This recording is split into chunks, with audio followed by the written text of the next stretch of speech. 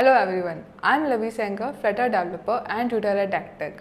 So, in today's session, we will be learning about how you can integrate the APIs into your application and also pass the JSON models into the Dart so that your application becomes static to dynamic. So, in today's roadmap, we will be learning about what is an API and how we can integrate the APIs, also what is the REST API. You will be learning about JSON models. You will be learning how you can fetch the data with HTTP GET request.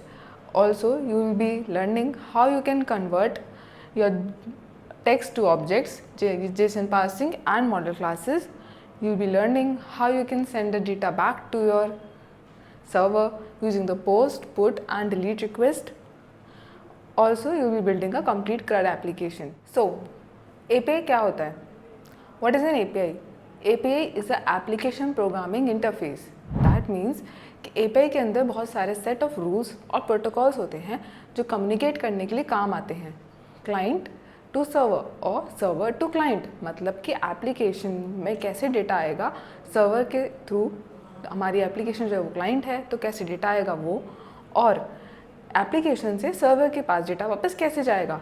जैसे मैंने कोई form भरा और उस form को मैंने submit किया तो उसका डेटा वापस से सर्वर में कैसे जाएगा. ये जो प्रोसेस होता है, इस पूरे प्रोसेस को जो प्रोटोकॉल्स बनते हैं हम उसको API बोलते हैं. नेक्स्ट, अगर इसको हम एग्जांपल से समझें तो एक रेस्टोरेंट का मेन्यू है जिसके अंदर कस्टमर को हम एप्लीकेशन की तरह ले सकते हैं.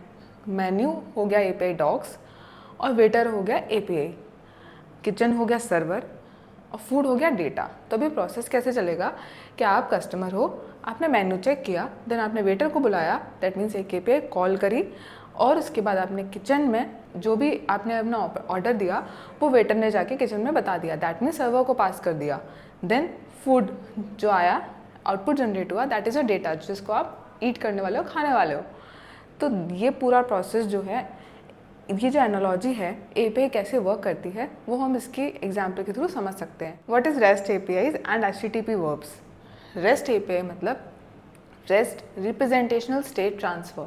दैट मीन्स कि एक स्टाइल है कि हम हमारे एप्लीकेशंस में कैसे APIs को यूज़ कर रहे हैं, उनका क्या स्टाइल रहता है, क्या आर्किटेक्चर रहता है. ऑल्सो एक नेटवर्कड एप्लीकेशन, दैट मीन्स जहाँ पर बहुत सारे APIs यूज़ आ रही है या फिर बहुत सारा हमें सर्वर से कोई डेटा लेना है या बहुत ज़्यादा डायनामिकली हम चीज़ों को यूज़ कर रहे हैं किसी भी एप्लीकेशन में एक नेटवर्क फॉर्म में. तो इसका एक आर्किटेक्चर स्टाइल होता है हर API को कॉल करने का या हर API को बनाने का. जैसे कि REST हो गई, SOAP APIs हो गए, तो हम REST APIs यूज़ कर रहे हैं. तो REST APIs क्या रहता है, कैसे यूज़ करते हैं. REST APIs एक स्टैंडर्ड HTTP वर्ब्स को फॉलो करते हैं. दैट मीन्स कुछ मेथड्स होते हैं जो एक्शंस को परफॉर्म करते हैं, प्लस उनके अंदर बहुत सारे आर्किटेक्चर स्टाइल्स होते हैं जो इन चीज़ों को फॉलो करके चलते हैं. REST APIs में हमारे 4 CRUD ऑपरेशंस आते हैं. That means create, read, update and delete. तो जो क्रिएट है वो पोस्ट है जो नए डेटा को क्रिएट करता है. एग्जाम्पल कि हमने कोई यूज़र को रजिस्टर करवाया तो उससे हमने डिटेल्स ली, तो जो डिटेल्स हम लेंगे वो पोस्ट में आएगी. फिर है get, that means read, to read the data. User की प्रोफाइल से हमें कोई भी डेटा रीड करवाना है. जैसे मैंने API कॉल करी या फिर मुझे डेटा चाहिए कि यूज़र के प्रोफाइल में कौन कौन सा डेटा अवेलेबल है, जैसे उसका नेम हो गया, नंबर हो गया, ईमेल हो गया, तो हम वो गेट API के थ्रू लेते हैं. नेक्स्ट हमारा अपडेट करने के लिए हमें एग्जिस्टिंग डेटा कैसे अपडेट करना है वो होता है पुट या पैच ऑपरेशन के थ्रू. दैट मीन्स अगर यूज़र की प्रोफाइल है तो हम उसे एडिट करना चाहते हैं तो वो हम पैच या डिलीट के थ्रू एडिट कर सकते हैं. नेक्स्ट हमारा आता है delete. That means remove all the data, कि जितना भी यूज़र का डेटा है वो डेटाबेस में से या फिर हमारे एप्लीकेशन से कैसे डिलीट करना है. तो उसके लिए डिलीट ऑपरेशन परफॉर्म होता है, वही कॉल होता है, उसी की API ही कॉल होती है. ये सारे जो परफॉर्मेंसेस होते हैं वो सारे बैकएंड साइड चलते हैं. प्लस उनकी जो API कॉलिंग होती है वो हमें डिफाइन करना पड़ता है कि उस पर्टिकुलर API का क्या यूज़ है. अगर हम API यूज़ कर रहे हैं तो डेटा कॉल करने के लिए यूज़ कर रहे हैं या फिर डेटा सबमिट करने के लिए या फिर डेटा अपडेट या डिलीट, जो भी ऑपरेशन हम परफॉर्म करना चाहते हैं वो सारे ऑपरेशंस हम इसमें फाइनल करके जब हम हमारी API कॉल करेंगे तब चलते हैं. और ये सारी की सारी चीज़ें बैकएंड साइड भी परफॉर्म होती हैं. नेक्स्ट हमारी है कि हम JSON मॉडल को कैसे समझें. JSON model means JavaScript object notation. That means कि हमारे एक की वैल्यू पेयर्स के अंदर हमारा डेटा सेव होता है जेसन ऑब्जेक्ट में। जेसन ऑब्जेक्ट कैसे रहता है कि एक तो लाइट वेट है, ऊपर से उसका टेक्स्ट बेस्ड फॉर्मूला भी है, मतलब उसमें जो भी हम कह रहे हैं इतना कॉम्प्लिकेटेड नहीं होता, या फिर कोई बाइनरी लैंग्वेज या कोई बहुत ज़्यादा हार्ड लैंग्वेज नहीं होती। It's a very easy language to understand. उसका स्ट्रक्चर कैसा रहता है, की वैल्यू पेयर्स होंगे, कर्ली ब्रैकेट्स होंगे स्टार्टिंग में, on the ending double quotes रहेगी, जो की है वो डबल कोट्स में रहते हैं। उसके अंदर हम नंबर, बूलियन, एरे, कुछ भी हम स्ट्रिंग हमारे हिसाब से रख सकते हैं। अब हम समझेंगे कि हम जेसन ऑब्जेक्ट में कैसे की वैल्यू पेयर्स को स्टोर करते हैं और जेसन ऑब्जेक्ट कैसे हमें मिलता है बैकएंड से, ताकि हम हमारे एपीआई को कॉल कर सकें और हमारा डेटा मैप करवा सकें। तो जेसन ऑब्जेक्ट में कर्ली ब्रेसेस रहते हैं स्टार्टिंग इन द एंडिंग, और जो भी हमारे की वैल्यू पेयर्स रहेंगे या जो भी हमारा डेटा रहेगा वो इस ब्रेसेस के अंदर ही रहेगा। देन हमारी आईडी है, दैट इज़ अ की जिसकी वैल्यू है 1, that is an integer. Name हमारी अगेन की है और उसकी वैल्यू है Leeny Graham. Then we have is verified जिसकी वैल्यू है true, that is in a boolean. This is a string Leeny Graham and this is a boolean, that is a true. True false always is a boolean, वो हमेशा boolean में रहता है। Then we have an address as a key, और address के अंदर we have an again an object. Address के अंदर अगेन ऑब्जेक्ट का मतलब है कि उसके अंदर कोई डेटा है, पर्टिकुलर डेटा है, जैसे it might be city, it might be name of the place, something जो एड्रेस को डिनोट कर रहा है। तो वी हैव अ सिटी और that is also a key, और उसकी वैल्यू है गनबर्ग। तो दैट मीन्स कि जो दोनों चीज़ें हैं ये की वैल्यू पेयर को डिफाइन कर रही है, प्लस जेसन ऑब्जेक्ट के अंदर, पूरे ऑब्जेक्ट के अंदर एक और हमारा ऑब्जेक्ट हो सकता है। It can be multiple objects. Array भी हो सकता है, जो एरे होगा वो डिनोट होगा, ऐसे डिनोट होगा एरे। तो अगर ये कोई जेसन ऑब्जेक्ट है तो उसके अंदर डेटा अगर कोई आ रहा है, दैट मीन्स अ लिस्ट है, तो वो एरे के फॉर्मेट में आएगी। Can be a multiple, this can be a multiple array. तो ये पूरा एक फॉर्मेट बनता है। ऐसे हमारा पूरा जेसन ऑब्जेक्ट रेडी हो जाता है। नेक्स्ट है हमारा गेट रिक्वेस्ट को हम कैसे HTTP थ्रू कॉल करते हैं। गेट रिक्वेस्ट कैसे कॉल की जाती है, कैसे हमारे एपीआई में इंटीग्रेट की जाती है।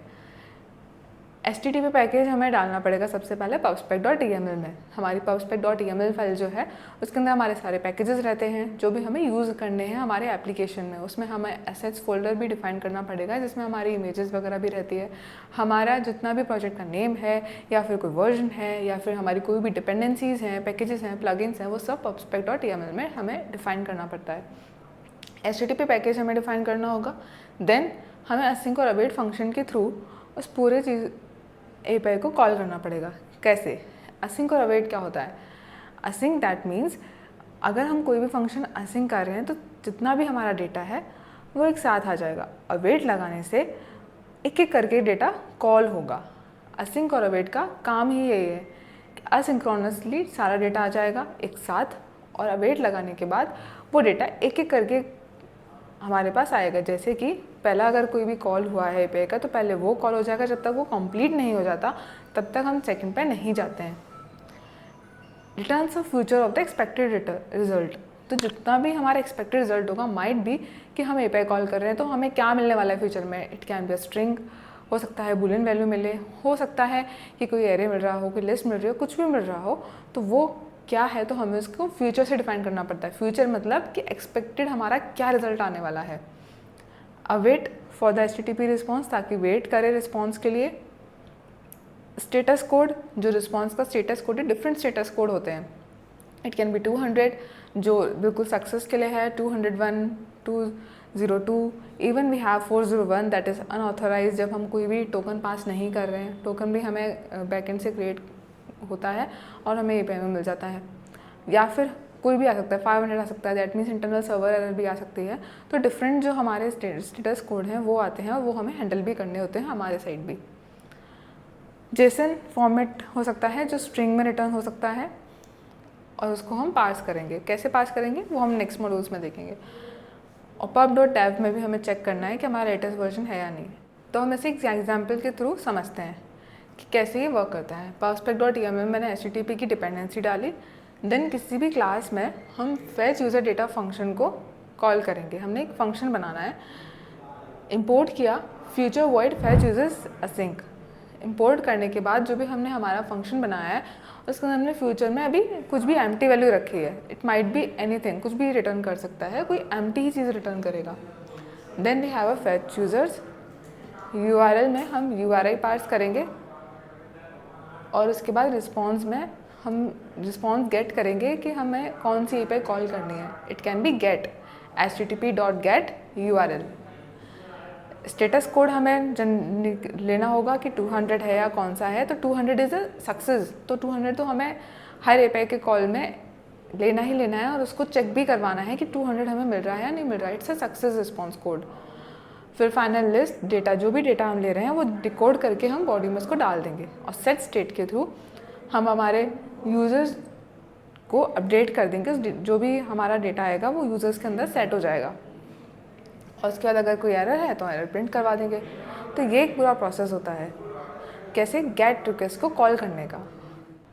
सो अब हम बात करेंगे कि रॉ स्ट्रिंग जो हमें जेसन डेटा मिला वो एक रॉ मिलता है, बिल्कुल भी मतलब इतना फॉर्मेटेड नहीं होता, मतलब हम ऐसा नहीं कि डायरेक्टली हम उसको अपने एप्लीकेशन में यूज़ कर लें। तो अब हम उसे फॉर्मेट कैसे करेंगे या फिर हम उसे अपने हमारे एप्लीकेशन में यूज़ कैसे करेंगे। एप्लीकेशन में जो मैपिंग होती है कि कौन सा डेटा कहाँ आएगा, क्या दिखाना है क्या नहीं दिखाना है, वो कैसे होगा, उन सब के लिए हमें मॉडल बनाना पड़ता है और जेसन डेटा को हमें पार्स करना पड़ता है। पार्स मतलब हमारे डाट ऑब्जेक्ट में वो कन्वर्ट हो जाता है। व्हाट इन द सेंस कि अगर हम देखें तो API हमें Jason string, raw Jason string return करती है, ठीक है।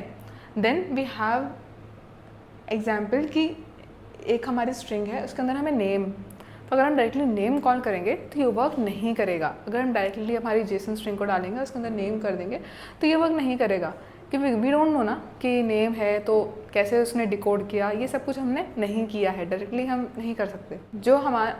जब हम पास करने के लिए यूज़ करेंगे तो हमारे स्ट्रक्चर डाट ऑब्जेक्ट के अंदर जो हमारा ऑब्जेक्ट है, जेसन ऑब्जेक्ट है, हम उसे कन्वर्ट करेंगे तो जेसन डिकोड और मॉडल क्लासेस इन दोनों में कन्वर्ट होगी। नेक्स्ट, अब हमारा नेक्स्ट क्या होगा कि हमने कन्वर्ट कर लिया, मॉडल क्लास में कर लिया, पर कैसे। डिफरेंट टाइप्स के टूल्स आते हैं जैसे QuickType.io या फिर जेसन टू डाट कन्वर्टर। हम किसी भी जेसन टू डाट कन्वर्टर को यूज़ करके, फॉर्मेटर को यूज़ करके मॉडल क्लास बना सकते हैं। मॉडल क्लास एक क्लास की तरह बनती है फ्लटर के अंदर ही। तो अब हम इसे समझते हैं एग्जाम्पल के थ्रू। एक रॉ जेसन स्ट्रिंग थी जिसमें ID, नेम, जो एक नॉर्मल जेसन स्ट्रिंग आती है पे रिटर्न करती है वो। रन टाइम एरर, ये अगर हम डायरेक्टली जेसन स्ट्रिंग इसमें डिफाइन करके नेम करके लिखेंगे तो ये रन टाइम पे एरर दे देगा कि स्ट्रिंग के अंदर ऐसा कोई ऑपरेटर नहीं मिला, या हो सकता है कोई सब टाइप की एरर दे रहा है, कुछ भी अलग एरर दे सकता है, कोई भी रन टाइम एरर ये दे सकता है उस टाइम पे। बेसिकली देता तो यही है, string has no operator, string की, इंट की, बुलियन या कोई सी भी डेटा टाइप की एरर दे सकता है। अब अगर स्ट्रक्चर डाट ऑब्जेक्ट होगा, दैट मीन्स अगर हम जेसन को मॉडल में कन्वर्ट कर लेंगे तो क्या होगा, हम एक यूज़र डिफाइन करेंगे, उस क्लास का नाम जैसे यूज़र है, हमने उसको वेरिएबल में डिफाइन किया यूज़र। अगर हमारा मॉडल का नाम यूज़र है तो यूज़र मॉडल का नाम आ गया यूज़र, देन यूज़र। अब उस यूज़र के अंदर ID क्या थी, नेम क्या था, वो अगर हम डिफाइन कर रहे हैं तो ये मैप स्ट्रिंग की वैल्यू पेयर में हो गया। देन यूज़र डॉट नेम, तो डायरेक्टली क्या होगा, इस यूज़र वेरिएबल के अंदर जो हमारा नेम है वो हम यूज़र डॉट नेम के थ्रू इसको हम फैच कर सकते हैं इजीली, और ये कंपाइल टाइम पे सक्सेसफुली रन हो जाएगा। अब स्टेप्स कैसे होंगे, कैसे फॉलो करना है। जेसन डिकोड का क्या यूज़ होता है, जेसन डिकोड में पार्सिंग क्यों यूज़ होती है, पार्स कैसे करते हैं। हमारा मॉडल था, हमने बॉडी, जब हमने पहले स्लाइड्स में देखा था तो हमने बॉडी के अंदर जेसन एनकोड करा था, और जब हम डिकोड करते हैं, जब हम किसी चीज़ को एनकोड कर रहे हैं, एनकोड मतलब हम किसी को अगर एनक्रिप्टेड फॉर्मेट में डाल रहे हैं तो हम उसको डिक्रिप्ट भी करेंगे, मतलब जब हम उसे वापस ले रहे हैं तो हम उसको डिकोड भी करेंगे। तो ये होता है जेसन डिकोड। अगर जेसन मॉडल इनकोडेड फॉर्मेट में है, दैट मीन्स अगर हम उसे डाट में कन्वर्ट कर रहे हैं और उसे वापस डिकोड करना चाह रहे हैं तो जेसन डिकोड यूज़ होगा। डाट कन्वर्ट लाइब्रेरी इसके लिए यूज़ होती है। जैसे ही हम जेसन डिकोड लिखेंगे तो ऑटोमेटिकली डाट की जो लाइब्रेरी है वो हमें इंपोर्ट करनी पड़ेगी। देन हमारा जो भी जेसन स्ट्रिंग होगा वो dot map string dynamic that is की वैल्यू पेयर के अंदर कन्वर्ट कर देगा।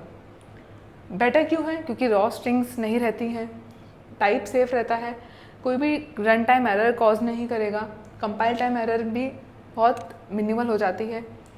मॉडल क्लासेस हम यूज़ करते हैं टाइप सेफ्टी के लिए। मान लीजिए कि नेम है, स्ट्रिंग में देना है या फिर इंट में देना है, तो हम उसको यूज़ करके चलेंगे। ID नेम फ्लटर, ये जेसन स्ट्रिंग हुई, इसको हम डिकोड कर रहे हैं डार्ट में।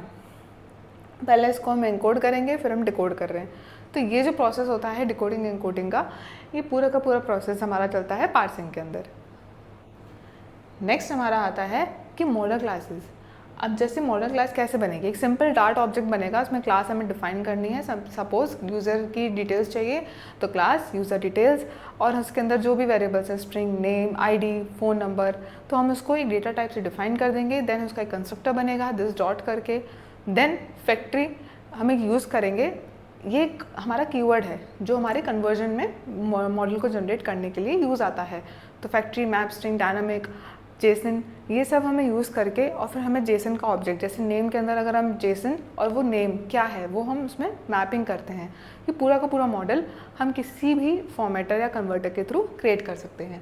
टाइप सेफ्टी रहती है, ऑटो कंप्लीशन इसमें फीचर रहेगा, कोड क्लीन रहता है और सस्टेनेबल भी रहता है। इसका स्ट्रक्चर बहुत ईजी होता है, फाइनल प्रॉपर्टीज़ को हमें यूज़ करना होता है, कंस्ट्रक्टर हमें क्रिएट करना पड़ेगा, इंस्टेंस क्रिएट करना पड़ता है, और एक फैक्ट्री कंस्ट्रक्टर यूज़ करना पड़ेगा जो जेसन में कन्वर्ट करता है। तो ये हमारा पूरा प्रोसेस रहता है मॉडल पार्सिंग का। नेक्स्ट है कि अगर हमें डेटा भेजना है कहाँ पे, सर्वर पे। अभी तक अगर हम गेट कर रहे थे तो गेट में क्या होता है, हम सर्वर से डेटा लेते हैं, मतलब अगर हमारे DB में कोई डेटा है तो हम सर्वर से उसको ले रहे हैं। बट अगर हमें हमारा कोई डेटा पास करना है तो हम कैसे करेंगे, जो भी हमारा डेटा है हमें सर्वर पे भेजने के लिए एक नया रिसोर्स चाहिए होगा, दैट मीन्स एक पाथ चाहिए होगा या फिर एक मीडिएटर चाहिए होगा। देन हमें बॉडी के रिक्वेस्ट के अंदर ही हमें बॉडी में डेटा सेंड करना होगा हमारा। APIs का सबसे मोस्ट इम्पॉर्टेंट पार्ट क्या होता है, रिक्वेस्ट एंड रिस्पॉन्स। रिक्वेस्ट मतलब जो हम भेज रहे हैं कहाँ, सर्वर पे, और रिस्पॉन्स का मतलब क्या होता है, जो हम वहाँ से सर्वर से ले रहे हैं। तो जो हमारा डेटा हमारे पास आ रहा है, जो API में डेटा आएगा वो रिस्पॉन्स है, और जो हम भेज रहे हैं बॉडी में वो हमारा हो गया रिक्वेस्ट। अब अगर एनकोडेड करेंगे तो हमें पहले जेसन स्ट्रिंग को एनकोड करना पड़ेगा जेसन एनकोड के थ्रू। देन 201 आएगा या 200 आ रहा है, that means it's a successful post response. और उसके बाद हमें कंटेन टाइप, हेडर भी, ये सब भी प्रोवाइड करना पड़ता है। API का मोस्ट इंपॉर्टेंट पार्ट क्या होता है कि जब भी हम API कॉल करते हैं तो उसमें सबसे पहले रहता है and point, that means a base URL, कि वो API कौन से URL पे कॉल होगी। देन हमारा रहता है कौन सा मेथड है, गेट है, पोस्ट है, पुट पैच है या डिलीट है। देन हमारा रहता है कि उसके अंदर हेडर्स क्या जाएंगे, टोकन है या नहीं है, कंटेन टाइप मतलब कौन से फॉर्मेट में है, जेसन फॉर्मेट में है या फिर मल्टीपार्ट फॉर्मेट में है, कौन से फॉर्मेट में है, फाइल फॉर्मेट में है, तो वो सब हमें डिफाइन करना पड़ता है हेडर के अंदर ही। ऑथराइजेशन हमें देना पड़ेगा, टोकन देना पड़ेगा, और टोकन भी हमें API से गेट करना पड़ता है जो भी रिस्पॉन्स आता है उसके अंदर। अब एग्जाम्पल के थ्रू देखते हैं। मैंने एक फंक्शन बनाया क्रिएट पोस्ट करके, उसके अंदर टाइटल है, बॉडी है। Then we have a response. Response के अंदर हम असिंक और अवेट क्यों यूज़ कर रहे हैं कि जब तक हमारा रिस्पॉन्स नहीं आ जाता ये फंक्शन वेट करेगा यहाँ पे, जब तक हमारी पूरी प्रोसेस कंप्लीट नहीं हो जाती। URI.parse, पार्स में कन्वर्ट, URI.parse URLs को कन्वर्ट करने के लिए काम आता है। डायरेक्टली स्ट्रिंग नहीं पास करते हैं जब हम HTTP पैकेज का यूज़ कर रहे हैं। फॉर द डिफरेंट पैकेज अगर हम डायो यूज़ कर रहे हैं तो उसमें हमें कन्वर्ट करने की ज़रूरत नहीं पड़ती, हम डायरेक्टली स्ट्रिंग ही पास करते हैं URL को। हेडर्स में स्ट्रिंग हमने पास किया, कौन से, मैप स्ट्रिंग फॉर्मेट में, मैप पेयर में, तो स्ट्रिंग और स्ट्रिंग हमने पास करा एज ए की वैल्यू पेयर। तो contain type is also string and application Jason is also string. ये हेडर में हमें पास करना ही करना है। टोकन होगा तो हम टोकन भी पास करेंगे। Then we have a body. Body के अंदर हमें जेसन एनकोड हमें ये पास करना होगा जो डार्ट कन्वर्जन के लिए आता है। जो भी हमारा जेसन में ऑब्जेक्ट हम पास कर रहे हैं वो एनकोड करने के लिए, ठीक है। ये पूरा हमारा प्रोसेस हो गया। देन वी व्हाट हैव, हमें रिस्पॉन्स मिलेगा। रिस्पॉन्स किस में मिलेगा, जेसन में मिलेगा। जेसन में मिलेगा, उसको क्या करना पड़ेगा, कन्वर्ट करना पड़ेगा मॉडल के अंदर। मॉडल के अंदर कन्वर्ट कर लिया। अब वो जो मॉडल हमें मिला है हम उसे हमारे एप्लीकेशन में जगह जगह उसको यूज़ करेंगे जहाँ जहाँ हमें यूज़ करना है। तो वो कैसे होगा हम नेक्स्ट मॉड्यूल्स में उसको देखेंगे। Updating with put and deleting with delete. हम अपडेट कैसे कर सकते हैं हमारे डेटा को जो हमें API से रिस्पॉन्स मिला है। नहीं, ये गलत है।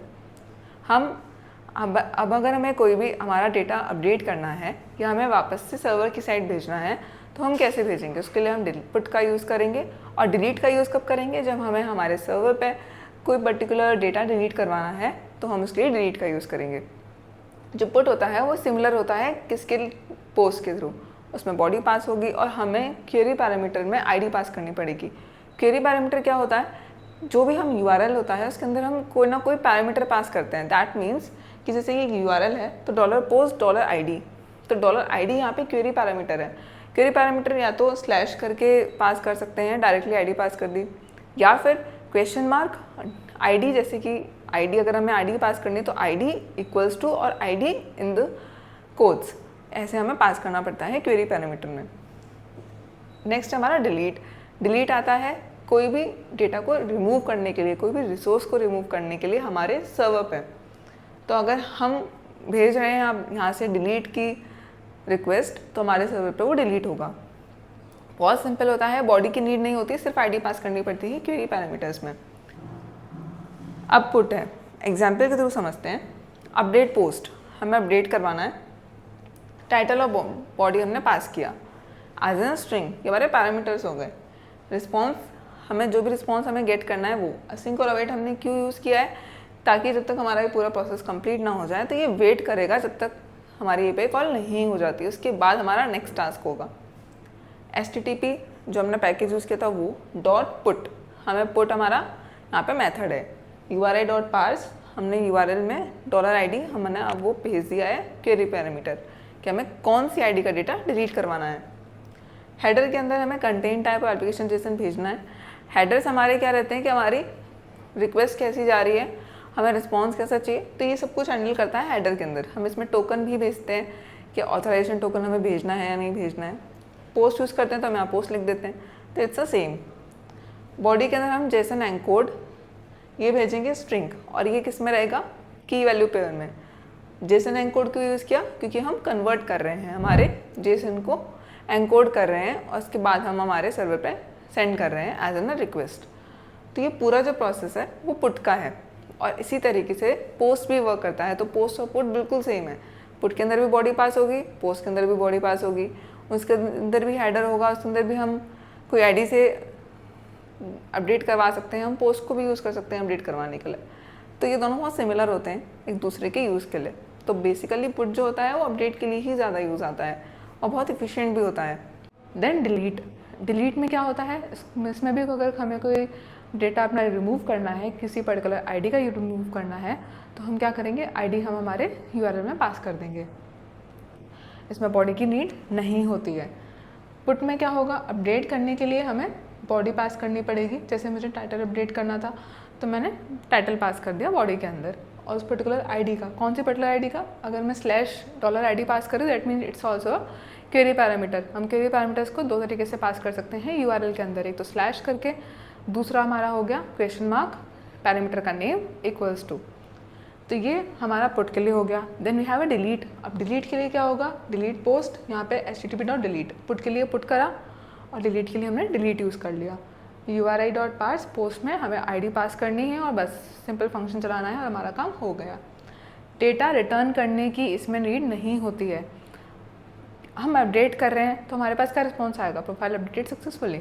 अगर आपको रिस्पॉन्स में वापस चाहिए कि हाँ प्रोफाइल अपडेट हो, तो हम यूज़ करते हैं। डिलीट कर रहे हैं तो जस्ट स्टेटस कोड चेक किया कि ट्रू है या फॉल्स है, मतलब सक्सेसफुली डिलीट हुआ या नहीं हुआ, वो हमें पैसे रिस्पॉन्स लेना है। तो हम इसको फ्यूचर में कुछ भी सेट कर सकते हैं, तो वॉइड सेट कर दो या स्ट्रिंग सेट कर दो, कुछ भी दोनों में से हम सेट कर सकते हैं, या फिर हम बूलियन भी सेट कर सकते हैं कि ट्रू मिला या फॉल्स मिला रिस्पॉन्स के अंदर। तो ये हमारा पूरा प्रोसेस रहता है इसका। देन वी हैव कि हमने इतना सब कुछ पढ़ा, तो इसमें हमारी सबसे मोस्ट इंपॉर्टेंट चीज़ क्या आती है, हम क्या यूज़ करते हैं।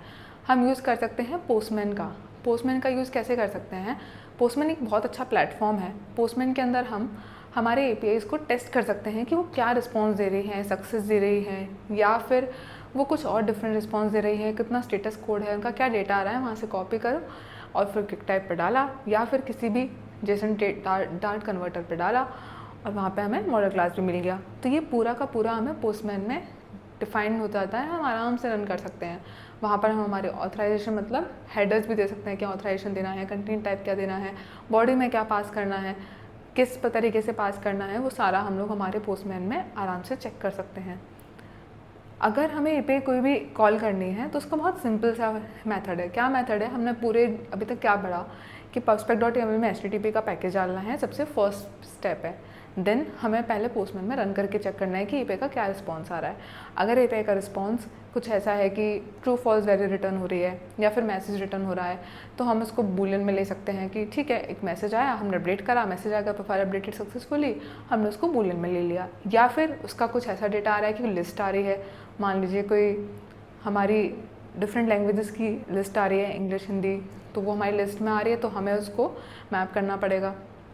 सपोज़ करिए कि लिस्ट नहीं आ रही है या फिर हमें कोई ऐसा आ रहा है ऑब्जेक्ट, जैसे कि डेटा आ रहा है, सिंपल डेटा आ रहा है, डेटा के अंदर सिंपल ऑब्जेक्ट एक आ रहा है, उसको मैप करना है, या फिर तो हम डेटा पास करेंगे, या फिर अगर कोई इंटीजर वैल्यू आ रही है तो भी हम उसको इंट में पास कर सकते हैं, या वॉइड ले लो, बूलियन ले लो, जो अगर नीडेड है तो। नहीं नीडेड है तो हम उसको बूलियन या वॉइड में ही लेते हैं, फ्यूचर उसका यही रिटर्न करवाते हैं।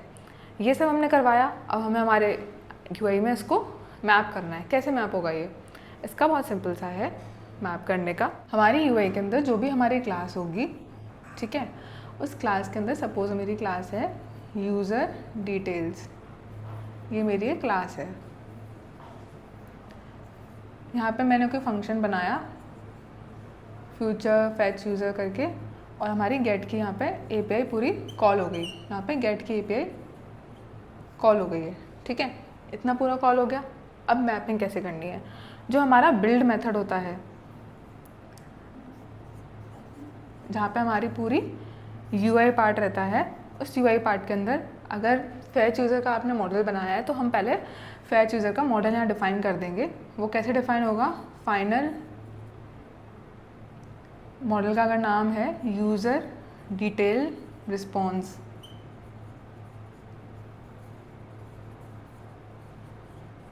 नल हैंडल हमें यहाँ पे लगाना ही है, क्वेश्चन मार्क यहाँ पे नल चेक ऑपरेटर है जो हमें लगाना ही लगाना है, ताकि कोई भी नल वैल्यू नहीं आए तो हम उसको डिफरेंटली तरीके से हैंडल कर सकें। जैसे एक एम्प्टी स्ट्रिंग पास कर देंगे तो हमें एरर नहीं शो होगी। मैंने इसका नाम दिया यूज़र, ये कंप्लीट। देन सपोज यूआई में कोई कंटेनर है, टेक्स्ट है, वहाँ पे मुझे दिखाना है, तो जब मैं यहाँ पे हम एक इनिट स्टेट करके हमने पढ़ा था कि फ्लटर की एक लाइफ साइकिल होती है, जहाँ पे इनिट स्टेट, क्रिएट स्टेट, ये सब जहाँ हमने यूज़ करने होते हैं। इनिट स्टेट के अंदर क्या होगा, इनिट स्टेट के अंदर हम उस एपीआई का कॉल कर देंगे डायरेक्टली। कैसे, इस एपीआई का नाम क्या था, फैच यूज़र, तो फैच यूज़र को इनिट स्टेट में हम इनिट स्टेट वाले फंक्शन में यहाँ पे कॉल कर देंगे इनिट स्टेट के अंदर।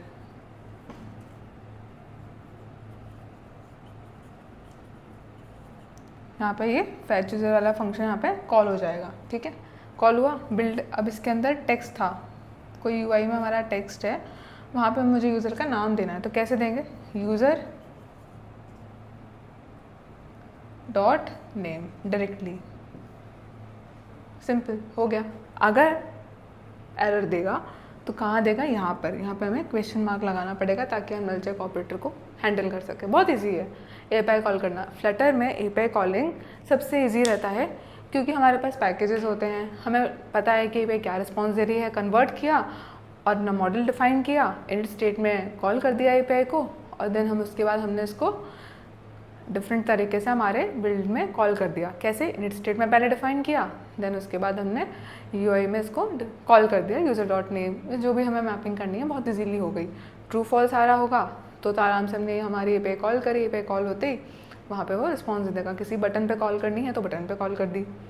इसका जो पूरा मेथड है एपीआई कॉलिंग का, वो दो पैकेजेस के थ्रू हो सकता है, या तो HTTP होगा या डायो के थ्रू होगा। अब आपका टास्क क्या है, एक सिंपल टू डू ऐप बनाइए, जो यहाँ पे मैंने एपीआई दी है https json placeholder.typecode.com to dos. इसमें एक लिस्ट आ रही है, वो लिस्ट आपको कैसे करना है, उसमें रीड भी करना है, क्रिएट भी करना है, अपडेट और डिलीट, ये सारे करंट ऑपरेशंस को यूज़ करके आप एक टू डू एप्लीकेशन बना के ट्राई कीजिए। Thank you for the watching. कुछ भी डाउट्स हैं, क्वेरीज हैं तो आप कमेंट कर सकते हैं, एंड हम मिलते हैं नेक्स्ट सेशन में। और हम पढ़ने वाले हैं नेक्स्ट सेशन में कि व्हाट इज़ योर प्रेफरेंसेस, हमारे लोकल में हम कैसे हमारे डेटा को स्टोर करके रख सकते हैं लोकली हमारे डिवाइस के अंदर, और SQLite एंड हाइव के बारे में भी हम पढ़ेंगे कि वो दोनों कैसे यूज़ होते हैं, उनका क्या यूज़ है, और हम उसे कैसे यूज़ कर सकते हैं हमारी एप्लीकेशन में to store the data locally. तो ये सारे पॉइंट्स भी हमारे नेक्स्ट सेशन में पढ़ने वाले हैं. Stay connected to me with the next sessions in the next videos. Thank you.